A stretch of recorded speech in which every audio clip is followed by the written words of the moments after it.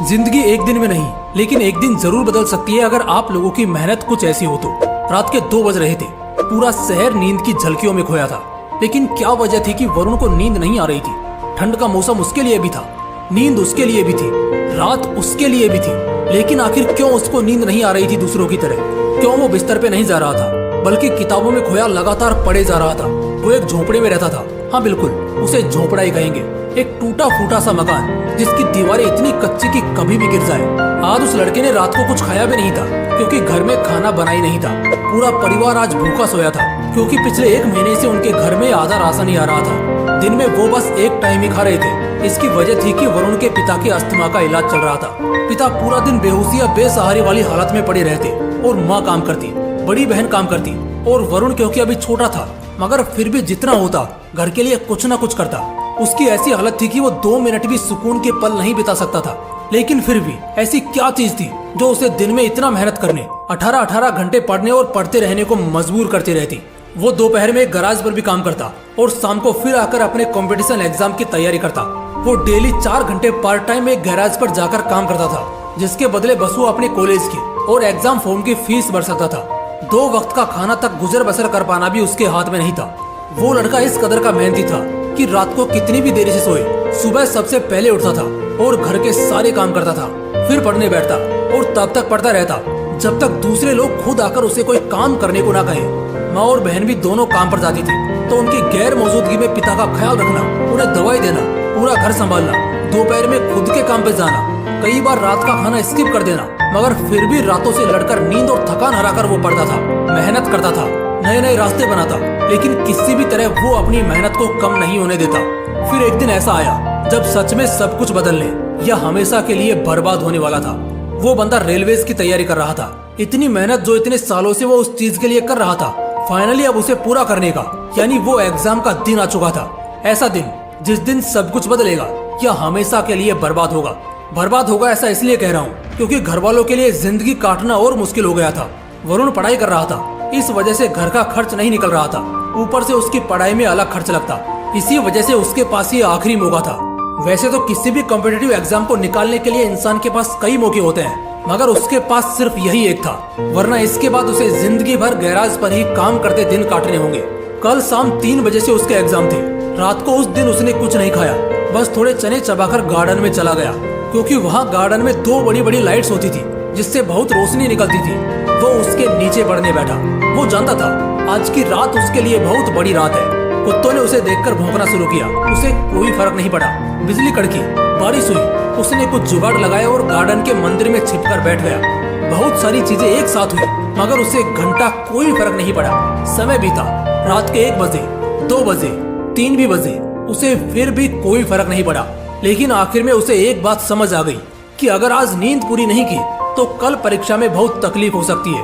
यही सोचकर वो वहीं मंदिर में सो जाता है। सुबह के 7 बजे उसकी आंख खुलती है। वो घर जाता है जहां उसकी माँ और बहन दोनों फूट फूट कर रो रहे होते हैं। पहले तो उसे लगा कि कहीं मेरे पिता को कुछ हो तो नहीं गया, लेकिन बाद में पता चला कि बात वो नहीं थी। दरअसल बात ये थी कि घर में 3,500 रुपए जमा करके रखे थे, जो घर खर्च और दवाई के लिए थे। कल रात को 2 चोरिया मुसाफिर जो यहीं से गुजर रहे थे, उन्होंने वो चुरा लिए और भाग निकले। ये सुनने के बाद वरुण के पैरों तले जमीन खिसक गई। तुम्हें क्या लग रहा है? सिर्फ 3,500 रुपए के लिए नहीं, बस 100 रुपए के लिए। दरअसल वरुण के गांव से एग्जाम सेंटर तक का सफर 25 किलोमीटर का था और उसके लिए उसने कुछ भाड़ा बचाया था। चोरी की वजह से अब उसके पास कोई पैसे नहीं बचे, तो वो आज अपनी परीक्षा के लिए कैसे जाएगा? दूसरा डर उसे लगा कि कहीं चोर ने उसका एडमिट कार्ड तो नहीं चुरा लिया। वो तुरंत भागा और देखा तो एडमिट कार्ड सलामत था, लेकिन पैसे कुछ नहीं बचे। उसके घर वाले 3,500 को लेकर परेशान थे, लेकिन वो बस उस 100 रुपए के लिए टेंशन में था कि आखिर वो अब पहुंचेगा कैसे अपनी परीक्षा में। उसकी माँ उसे ही दोष दे रही थी कि अगर वो कल रात को अपने घर पे रुका होता तो ऐसा नहीं होता। खैर, इधर हर कोई उसी को कोसे जा रहा था और वो इन सबको इग्नोर करके बस इतना सोच रहा था कि वो पहुंचेगा कैसे। गाँव में उसका सिर्फ एक दोस्त था, नकुल। वो उसके पास पहुंचा और जाकर उससे दिल से रिक्वेस्ट करने लगा कि बस आज के लिए वो अपनी साइकिल उसे उधार दे दे।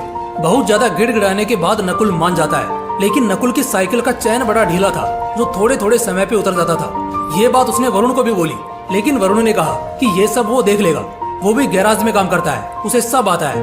उसी वक्त बस थोड़ा कुछ खाकर वरुण एग्जाम सेंटर के लिए निकल जाता है। साइकिल चलाता हुआ वो कुछ दूर आगे बढ़ा होता है कि साइकिल झटके देना शुरू कर देती है, लेकिन वो रुकता नहीं है। वो आगे बढ़ता रहता है। 15 किलोमीटर के सफर के बाद वो थककर टूट चुका था, पसीने से पूरा नहा चुका था, लेकिन चाहे जैसे भी हो पहुंचना तो उसे पड़ेगा ही। बड़ी मुश्किल से 12 बजे पूरा पसीने से नहाया वो आखिरकार पहुंच जाता है। इतनी मेहनत सिर्फ उसने आने में की थी। वो तुरंत लाइब्रेरी जाता है। इतनी थकी हुई हालत होने के बावजूद भी वो रुकता नहीं है, बल्कि रिवीजन चालू करता है, क्योंकि अब भी एग्जाम को 3 घंटा बचा था।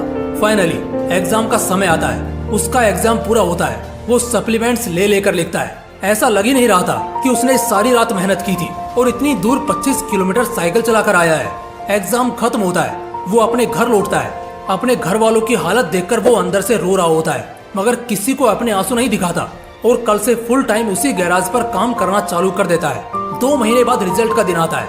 वरुण गांव से दूर जाकर अपना रिजल्ट चेक करता है, क्योंकि वहाँ सिग्नल बड़ा वीक था। अपनी आईडी डालने के कुछ सेकंड बाद सामने उसका रिजल्ट आता है और जैसे रिजल्ट आता है, इतने समय में पहली बार वरुण खुशी के आंसू वहीं फूट कर रोने लगता है, क्योंकि रेलवेज का उसका एग्जाम निकल चुका था और अब जिंदगी में सारे रोने वाले दिन भी जा चुके थे। वो पैदल दौड़ता हुआ अपने घर पहुंचता है और अपने परिवार को एक खुशखबरी देता है। इस खुशखबरी को सुनकर उसके घर वालों को भी यकीन नहीं होता। वो सभी उस दिन साथ में भर पेट खाते हैं और खुलकर मुस्कुराते हैं। वरुण का रेलवेज में ऑफिसर्स के लिए सिलेक्शन हो चुका था। उसके पिता का इलाज बहुत अच्छी जगह होना शुरू होता है, जिससे कुछ ही महीनों में उसके पिता काफी ठीक हो जाते हैं। बहन की वो बड़े घर में शादी कराता है और जहाँ एक समय पहले उसके खुद के परिवार के लिए 2 वक्त का खाना मुश्किल होता था, अब हर रविवार को वो अपने पैसों से गरीबों को मुफ्त भोजन खिलाता है। वो आज एक बहुत अच्छे घर में रहता है। लाख रुपए से ज्यादा की सैलरी है उसकी। जहाँ कभी साइकिल के लिए वो तरसता था, आज कार में घूमता है। जहाँ कभी 3,500 के लिए और 100 रुपए के लिए रोया था, वो आज 3,500 की तो सिर्फ साड़ी उसकी माँ पहनती है।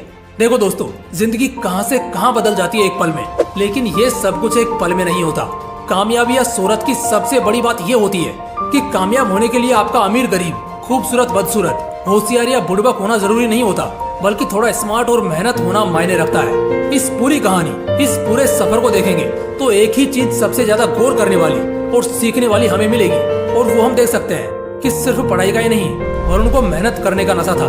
जब एक इंसान को मेहनत का नशा हो जाता है ना, तब जाकर सच में वो कुछ भी बन सकता है। अगर मेहनत करने का नशा नहीं होता ना उसमें, तो आज वो गैराज पर ही काम कर रहा होता।